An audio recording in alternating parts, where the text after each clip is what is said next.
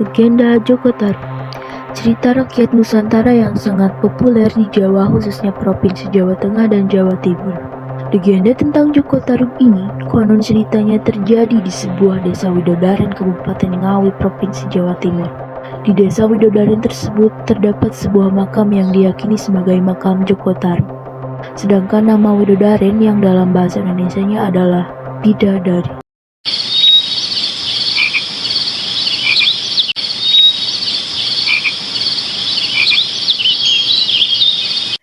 Di sebuah desa, tinggallah seorang janda sebatang kara yang sudah ditinggal suaminya yang meninggal. Janda tersebut bernama Borondo Tarub. Borondo Tarub yang sudah tua. Dia tinggal sendiri dan ingin sekali mengangkat seorang anak. Kemudian tak lama setelahnya, dia pun mengangkat seorang anak laki-laki yang ia beri nama Joko Tarub. Borondo Tarub sangat menyayangi selayak anak sendiri kepada anak angkatnya. Dan Joko Tarub pun hidup jadi anak yang mandiri dan baik hati.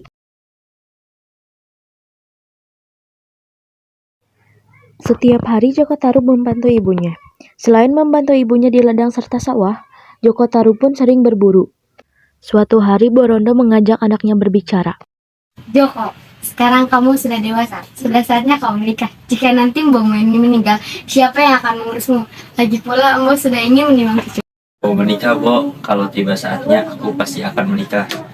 Beberapa bulan kemudian, Borondo Tarub meninggal dunia. Joko Tarub sangat sedih karena dia belum mengabulkan keinginan ibunya. Sementara ditinggal Borondo Tarub, Joko Tarub menjadi kehilangan semangat dalam kehidupannya. Setiap hari kerjaannya hanya melamun dan malas-malasan di rumah. Bahkan ladang dan sawah yang ditinggalkan Borondo sekarang ditumbuhi semak belukar dan ilalang karena tidak dirawat lagi. Pada suatu malam, Joko tertidur dan bermimpi makan daging rusa jantan. Suara ayam berkokok membuyarkan mimpi Joko Tarub.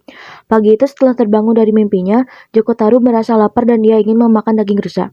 Segera ia menyiapkan busur dan anak panahnya. Joko Tarub masuk ke dalam hutan yang lebar dan mencari rusa. Namun, Joko Tarub tidak kunjung menemukan rusa buruannya. Dia masuk semakin jauh ke dalam hutan. Hari semakin siang. Tidak satu pun rusa ditemukan Joko Tarub.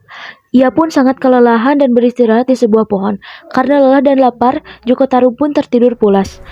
Ketika sedang tertidur pulas, tanpa disadarinya, 6 bidadari turun dari kayangan ke sebuah telaga tidak jauh dari Joko Tarub tertidur.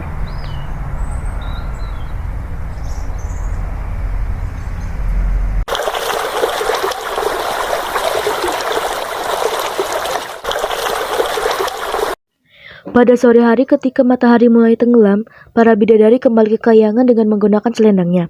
Mereka terbang kembali ke kayangan. Ya Allah, aku pasrahkan diriku sepenuhnya pada saat ini. Ketika hendak kembali ke kayangan, seorang bidadari kebingungan mencari-cari selendangnya. Kamu nanya. Ketika sedang mengagumi selendang yang ada di depannya, Joko Tarub kemudian mendengar suara perempuan menangis. Ia segera memasukkan selendang ke dalam bajunya dan mencari asal suara tersebut. Joko Tarub menemukan asal-muasal suara tersebut. Dia melihat seorang perempuan sedang menangis di pinggir telaga. Dan dia langsung menghampiri seorang perempuan tersebut. Kamu siapa? Kenapa ada di tengah hutan seperti ini? Apakah kamu jin atau pelelembut penghuni hutan ini? Namaku Nawang Wulan. Aku bukan jin atau lelembut. Aku adalah bidadari yang turun dari kayangan. Selendangku hilang hingga aku tidak bisa terbang kembali ke kayangan. Apakah kamu melihat selendangku? Joko Tarub ternyata bertemu seorang bidadari yang sangat cantik jelita, dan Joko Tarub pun merasa jodohnya telah tiba. Nawang Wulan, namaku Joko Tarub. Aku tinggal di desa yang tidak jauh dari sini. Sebentar lagi hari gelap, lebih baik kamu ikut bersamaku. Banyak binatang buas berkeliaran pada malam hari di hutan ini. Nawang Wulan pun mengikuti Joko Tarub ke desanya. Tidak lama kemudian mereka pun menikah. Beberapa waktu kemudian, A few moments later. Joko Tarub dan Nawang Wulan pun dikaruniai seorang anak perempuan. Anak perempuan tersebut diberi nama Nawangsih. Selama hidup dengan Nawang Wulan, Joko Tarub merasa heran karena lumbung padinya selalu penuh. Padahal setiap hari Nawang Wulan menanak sebakul nasi dari lumbung beras tersebut.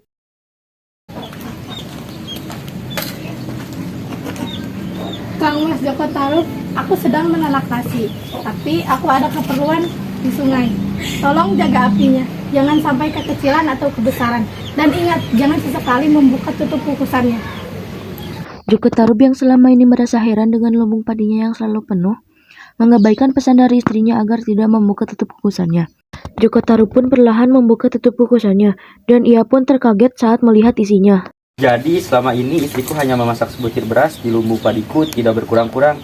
Tapi bagaimana mungkin sebutir beras bisa menghasilkan nasi yang sangat banyak? Tapi ini mungkin kesaktian Nawang Wulan sebagai bidadari. Sementara itu Nawang Wulan sudah kembali dari sungai. Dia segera menuju dapur dan Joko Tarub sudah tidak ada. Nawang Wulan pun melihat tutup kukusannya yang sudah terbuka. Kang Mas Joko Tarub sudah melanggar perintahku. Mulai sekarang aku tidak bisa memasak dengan hanya sebutir nasi. Setelah kejadian itu, Nawang Wulan memasak nasi seperti perempuan pada umumnya. Dia sudah tidak bisa lagi memasak sebutir beras menjadi sebakul nasi. Akibatnya persediaan beras di lumbung padi Joko Tarub semakin menipis. Suatu hari ketika sisa beras semakin menipis, Nawang Wulan mengambil sisa-sisa beras di lumbung padi. Tiba-tiba Nawang Wulan menemukan selendangnya. Nawang Wulan yang akhirnya mengetahui bahwa selendangnya disembunyikan Joko Tarub, ia menjadi sangat marah. Dia pun segera menemui Joko Tarub. Allah Joko Tarub, jadi selama ini kamu yang telah menyembunyikan selendangku. Cukup sampai di sini hubungan kita. Aku tidak bisa hidup dengan laki-laki yang sudah menipuku. Nawang Wulan, maafkan aku. Aku mau bersalah, tapi tolong jangan tinggalkan aku. Kasihan Nawang sih, dia masih kecil. Ajo jing ala ajo jing. Tidak ada kata maaf lagi untukmu. Buatkan aku sebuah danau di belakang rumahmu dan letakkan Nawangsi di situ. Aku akan menemuinya setiap malam dan aku akan menyusuinya. Dan jangan sekali-kali kamu mengintip.